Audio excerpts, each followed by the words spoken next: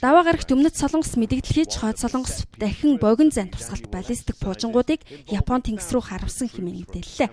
Өнгөрсөн 1-р сард хойд Солонгос 4 дахь удаага цөмийн туршилт хийсний дараа Нэгдсэн үндэсний байгууллага тус улсын эсрэг шинэ хадуу хориг арга хэмжээг энэ сарын эхээр танилцуулсан. Хориг арга хэмжээний дараа хойд Солонгос удаа баллистик буужин хөөргсөөр байгаа нь нөхцөл байдлыг улам хурцтгах боллоо.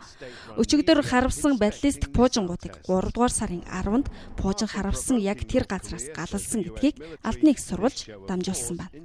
Энэ удаагийн хориг арга хэмжээнд хойд Солонгосын худалдааны гол холбоотон бүгд найрамдах Хятад ард улсч нэгдсэн юм а. Хятад улсын гадаад хэргийн яамны төлөөлөгч Хуа Чунын хэлэхдээ Хятад улс Солонгосын хойгийн нөхцөл байдалд туйлын санаа зовнож байна.